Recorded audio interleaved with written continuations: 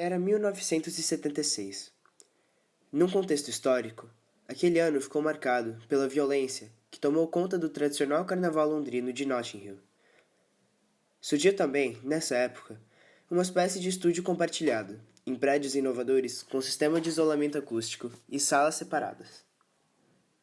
Porém, nessa mesma época, jovens músicos apostavam numa nova fórmula com canções diretas que não precisavam de muito mais que 2 minutos e 3 acordes para expressarem sua raiva contra o sistema.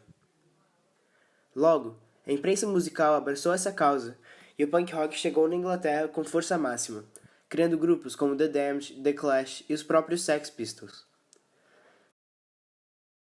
Os Pistols ensaiavam no mesmo prédio em que a Hipgnosis, empresa responsável por fazer as capas dos discos do Pink Floyd, tinha seu estúdio.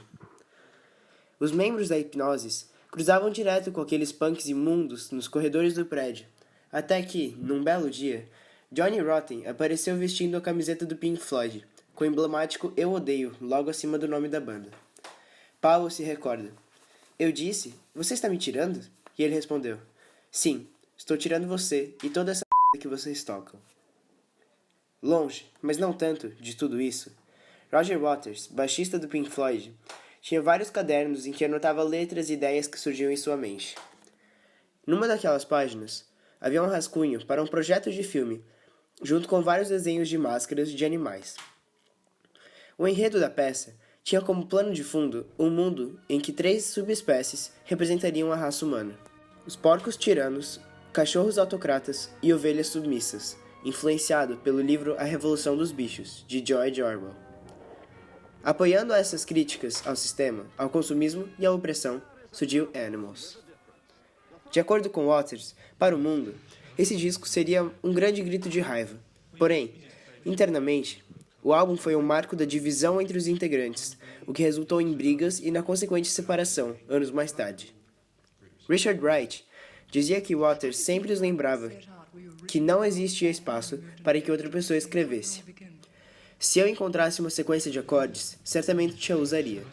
Também, não há motivo para que Gilmour, Wright ou Mason tentassem escrever algumas letras, já que eles nunca seriam tão boas quanto as minhas. Waters havia se separado há pouco tempo de sua mulher e escreveu na última hora Pigs on the Wing, uma canção de amor que serviria para aliviar a tensão do disco, em homenagem à sua nova namorada, Carolyn Christie. Originalmente, a faixa continha um solo de Snowy White, músico contratado para servir como guitarrista e baixista de apoio para os shows, mas foi descartado quando dividiram a música em 2 partes, abrindo e fechando o disco. Dividindo a faixa, os royalties que Roger receberia como compositor aumentariam, fato que aumentou também a tensão entre os músicos. Responsáveis pelas capas desde 1968, a Hipgnosis rendeu mais uma imagem icônica e memorável para a arte de Animals.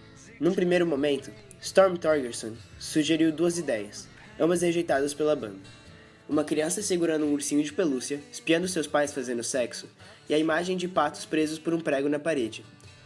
Porém, Roger Waters sabia que podia fazer melhor, e concebeu a ideia de um porco inflável de 9 metros de comprimento preenchido com gás hélio, apelidado de Aldi, sobrevoando as torres de Battersea Power Station. Por segurança, contrataram um atirador, para que acertasse o porco caso ele se soltasse das amarras em que foi preso. A primeira sessão de fotos foi marcada para dia 2 de dezembro, mas as condições climáticas não ajudaram. No dia seguinte, embora o tempo estivesse melhor, o atirador não chegou, e por conta de uma forte rajada de vento, Aldi se soltou das amarras de aço e foi dar um passeio pelo céu de Londres. Aubrey Powell, sócio da Hipgnosis, relembrou a confusão, dizendo que o controle de tráfego aéreo começou a reportar o porco voador, e somente às 10 da noite ele foi encontrado numa fazenda em Kent. O fazendeiro ficou furioso, porque parece que o suíno gigante assustou todas suas vacas, dizia ele. A sorte foi que Howard Bartrop, um dos fotógrafos, ainda no primeiro dia, olhou para as nuvens quando estava quase voltando para casa e resolveu tirar um último retrato, que foi utilizado na colagem, com o porco sobrevoando Battersea, que está estampada na capa. O lançamento do álbum ocorreu em 23 de janeiro, chegando ao número 2 no Reino Unido e ao 3º posto na América.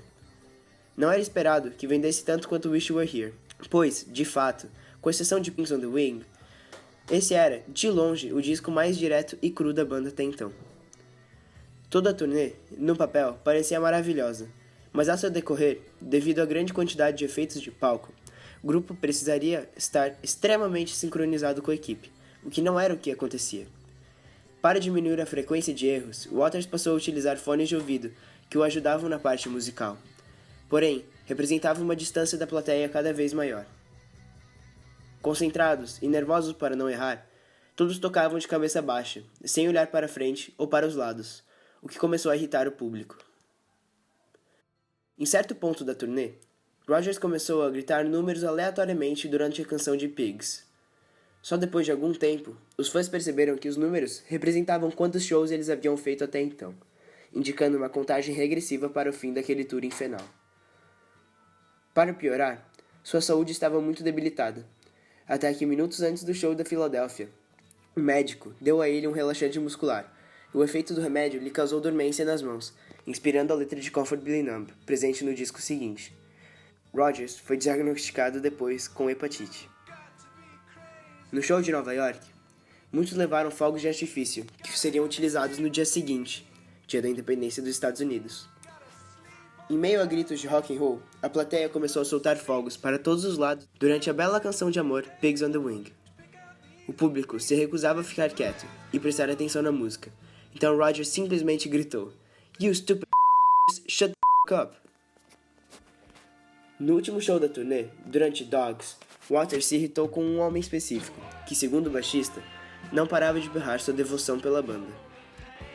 Ele caminhou até a beira do palco e cuspiu diretamente no rosto do fã. Curiosamente, "Who was trained not to spit in the fan" é a parte da letra de música no qual ele teria feito isso. Após o show, Waters e seu empresário estavam brigando de brincadeira, quando o baixista cortou seu pé sem querer.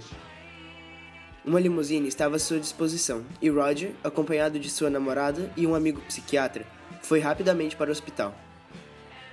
O psiquiatra relembra os pensamentos de Waters, dizendo como somente imaginava construir um muro entre ele e a plateia. Em The Wall, esse muro foi literalmente construído.